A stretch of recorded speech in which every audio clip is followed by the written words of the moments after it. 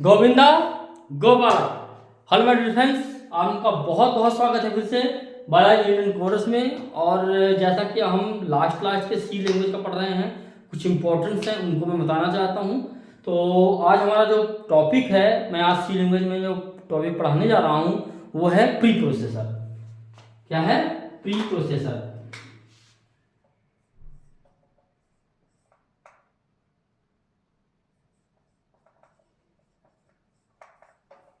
Pre processor, जैसा कि इसके नाम से ही पता चल रहा है प्री प्रोसेसर है क्या चीज। प्री प्रोसेसर है आपका जो है तो प्री प्रोसेस्ड कोड होता है। उसमें जैसे हम जो भी लिख देते हैं ना, जैसे ही लिखते हैं वो प्री प्रोसेस हो जाता है। कंपाइल होने से स्टार्ट होने के टाइम पे पहले ही प्रोसेस होता है, वो प्री प्रोसेसर कहलाता है। तो ये क्या है? आपका एक प्री प्रोसेस्ड कोड है।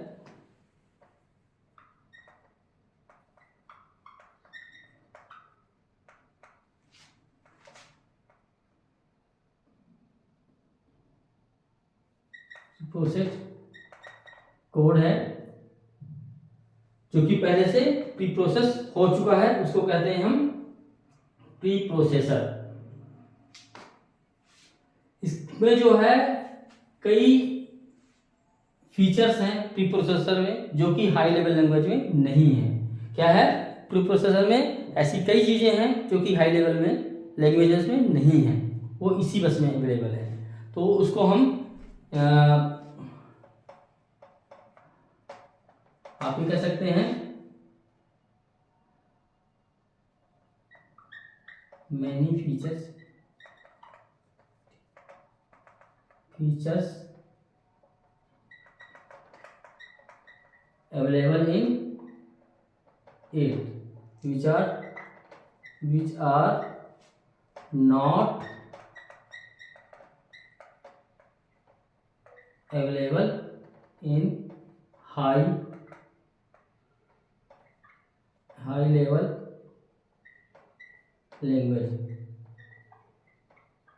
लैंग्वेज।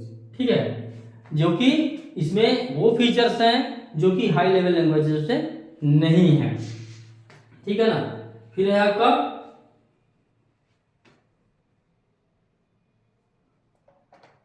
क्या है कि इसमें जो है तो इसमें हाई लेवल लैंग्वेज में वो चीज नहीं है जो कि चाहिए है। क्या है? Easy to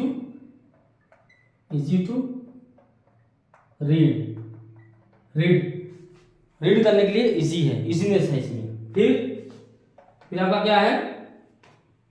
easy to modify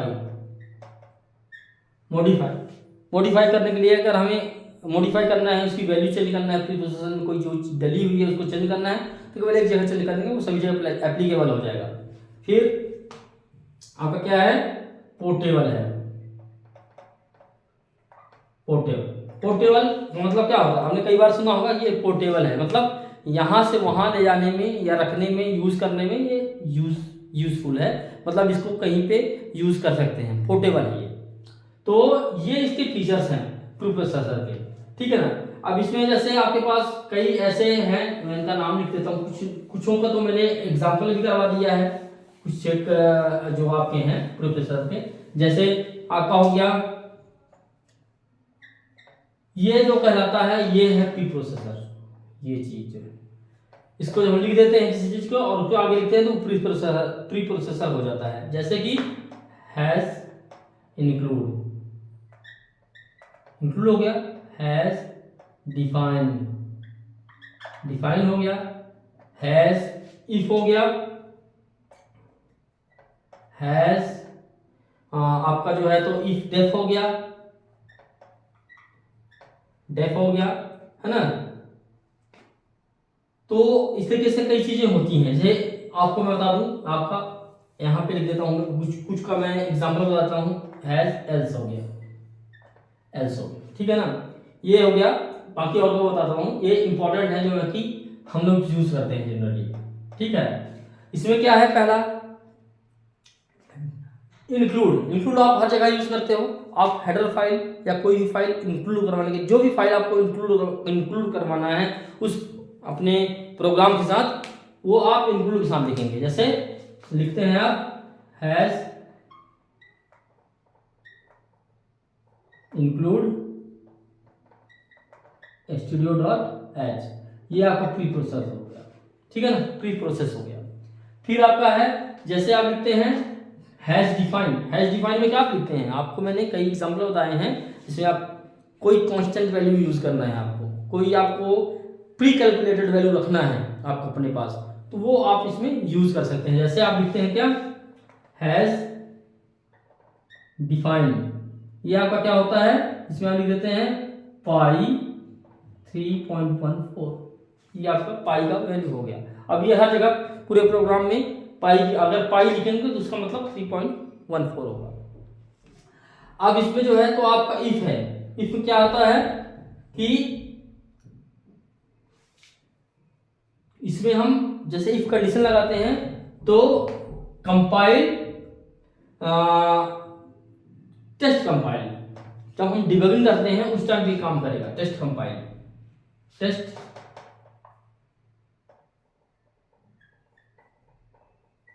compile, ठीक है ना,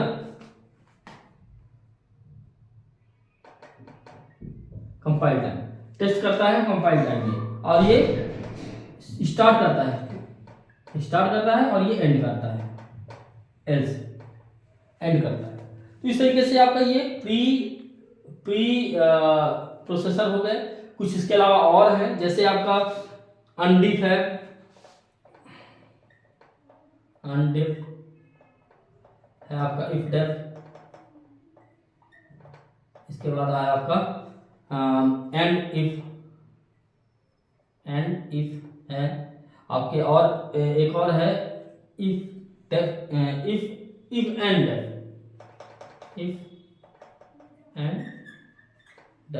ये भी यूज में आते हैं। ये जब हम हाई लेवल लिखने लगते हैं, प्रोग्राम ज़्यादा डीपली में लिखते हैं तो उनका यूज करते हैं। अनडिफाइंड अगर यूज करना है या इफ डिफाइंड यूज करना है, इनका यूज करते हैं, लेकिन मेन हम इनको यूज करते हैं जनरली, इनका हम यूज करेंगे और यूज किया है, हमने दिखाया है। बस मैं आपको ये बताना चाहता हूँ कि ये प्री प्रोसेसर है। इस प्री प्रोसेसर में जब हम चीज लिखते हैं तो हैज के साथ लिखेंगे, जब भी हम लिखेंगे तो हैज के साथ, सिंगल हैज के साथ जब हम लिखते हैं तो प्री प्रोसेसर हो जाता है, ठीक है। इसके कुछ कीवर्ड्स हैं, मैंने आपको बता दिया है। अब हम इसके कुछ टाइप्स हैं,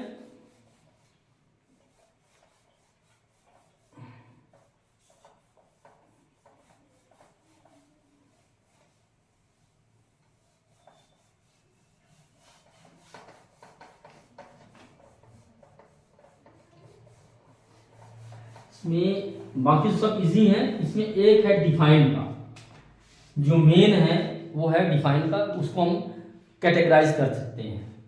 तो हैज डिफाइन, ये जो आपका है इसको हम कैटेगराइज कर रहे हैं, इसको हम जो है तो कहते हैं माइक्रो सब्स्टिट्यूशन,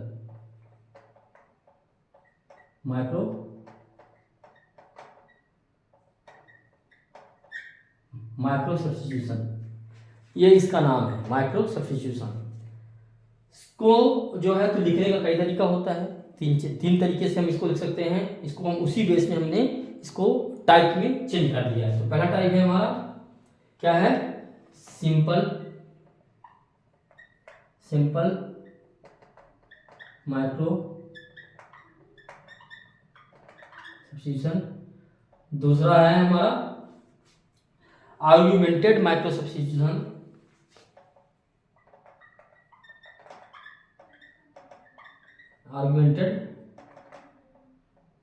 माइक्रो सब्स्टिट्यूशन। और तीसरा जो है थर्ड, तो ये थर्ड है आपका क्या, नेस्टेड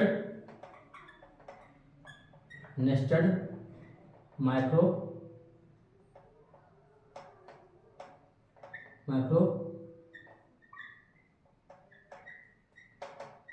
सब्स्टिट्यूशन।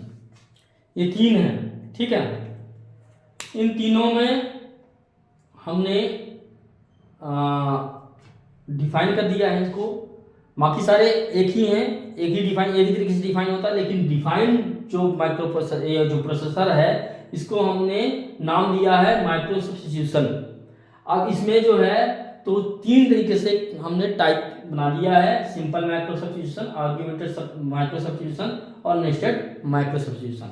हम एक एक करके बताते हैं इनको, ठीक है। तो जैसे मान लीजिए कि सिंपल माइक्रो सब्स्टिट्यूशन है। अब सिंपल माइक्रो सब्स्टिट्यूशन मतलब क्या है, सिंपल है, जैसे आपने अभी तक यूज किया है हैज डिफाइन और क्या लिख दिया आपने इसमें पाई 3.14, ये सिंपल माइक्रो सब्स्टिट्यूशन है। इसमें क्या है, सिंपल है, जैसे कि वेरिएबल का नाम लिख दिया, ग्लोबल वेरिएबल का, और उसमें हमने वैल्यू डाल दिया, बस। अब आर्ग्यूमेंटेड माइक्रो सब्स्टिट्यूशन है। आर्ग्यूमेंटेड सब्स्टिट्यूशन मतलब जिसमें हम आर्ग्यूमेंट दे सकें, आर्ग्यूमेंट हम लेकर के उसमें काम कर सकें। जैसे कि इसमें क्या है, इसका हम एग्जांपल देखते हैं, ये एग्जांपल था, इसका एग्जांपल करते हैं। इसमें एग्जांपल क्या है कि इसका हम इस तरीके से लिखेंगे, डिफाइन मैंने लिख दिया, ठीक है ना। अब हम इसमें जो वेरिएबल हम डिफाइन करेंगे, जो वेरिएबल था ग्लोबल वेरिएबल, उसको हम पैरामीटराइज कर देंगे। कैसे, जैसे मान लो मैथ्स लिखा और आर्गुमेंट दे दिया ए बी, ये डाल दिया हमने, ये वेरिएबल का, ये पूरा वेरिएबल का नाम हो गया, ग्लोबल वेरिएबल का। अब इसमें जो हम वैल्यू डालते हैं, अब वैल्यू कैसे डालेंगे, वैल्यू हम डालेंगे कैसे, इसमें डालेंगे ए, आपका जो भी डालना, जैसे भी मतलब इसका इक्वेशन डालना है, इक्वेशन कोई भी डालना है तो डाल सकते हैं, ए और इसके बाद बी, फिर आपका जो है ए और बी हो गया। और इसके बाद जो है तो हमने इसमें क्या किया है, तो इसमें जो है तो हम कैसे लिख रहे हैं, सॉरी मैंने गलत लिख दिया था, इसमें लिख रहे हैं क्या, इसमें लिखा हमने ए ग्रेटर देन बी, और इसमें हमने ऐसा डिसीजन मेकिंग लगा दिया, तो 10 नहीं तो 5 ऐसा लिख दिया। अब देखिए इक्वेशन हो गया, यहाँ पे हमने एक डिसीजन लिया है टर्नरी ऑपरेटर लगा करके, कि इसमें हमने कंडीशनल ऑपरेटर करके हमने इसमें डिसीजन लिया है कि अगर ए बी से बड़ा है तो 10 होगा, नहीं तो 20 होगा। तो इस तरीके से हमने क्या किया, यहाँ पे हमने वैल्यू ले लिया है। तो ये आर्ग्यूमेंट, क्यों आर्ग्यूमेंट है, क्योंकि यहाँ पे हमने ये आर्ग्यूमेंट दे रखा है, ये आर्ग्यूमेंट है, इसमें कोई आर्ग्यूमेंट नहीं है, लेकिन यहाँ पे आर्ग्यूमेंट है, इसलिए इसका नाम है आर्ग्यूमेंटेड माइक्रो सब्स्टिट्यूशन। अब नेस्टेड में आते हैं, तो नेस्टेड में एग्जांपल क्या है, एग्जांपल क्या है इसका, कि इसमें जो है तो हमने जैसे मान लीजिए कि लिखा है हैज डिफाइन M5, और हम आगे लिख लें इसको क्या, डिफाइन लिख देते हैं n इक्वल्स टू m+7। ये नेस्टेड हो गया, ये नेस्टेड हो गया। क्यों नेस्टेड हो गया, क्योंकि ये m यहाँ पे यूज हो रहा है। इसकी पहले वैल्यू हमने लिखा, उसके ये इसका चाइल्ड डिफाइन कर दिया हमने एक तरीके से कि n इक्वल्स टू m, तो m में 5 है, 5+7 हो जाएगा। अगर हम इसमें 15 डाल देंगे तो 15+7 हो जाएगा, 150 कर देंगे तो 150+7 हो जाएगा। इस तरीके से मतलब यहाँ पे वैल्यू चेंज हो जाएगी। तो ये माइक्रो सब्स्टिट्यूशन है। इसकी अगर आप देखिए, इसका आप लिखते हैं, आप सिंटैक्स लिखते हैं तो प्री प्रोसेसर डिफाइन, इसको हम कहते हैं प्री प्रोसेसर। यहाँ पे वेरिएबल हो गया, वेरिएबल यहाँ पे वैल्यू। तो अब जैसे इसका क्या है कि इसमें जैसे अगर हम इसका सिंटैक्स लिखते हैं तो इसका सिंटैक्स लिखेंगे सिंटेक्स लिख देंगे डिफाइन, डिफाइन वही प्री प्रोसेसर हो गया। फिर यहाँ पे वेरिएबल नेम और पैरामीटर, जो पैरामीटर डाला है पैरामीटर लिख देंगे, इसमें यही सेम टू सेम। तो गाइस यहाँ पे जो है हमने मैक्रोस का सब्स्टिट्यूशन पढ़ लिया है, जितने मैक्रो सब्स्टिट्यूशन होते हैं, सिंपल है, आर्गुमेंटेड है, नेस्टेड है, इन सभी तरीके का हमने प्री प्रोसेसर पढ़ लिया है। जनरली हम यूज करते हैं सिंपल माइक्रो प्रोसेसर का।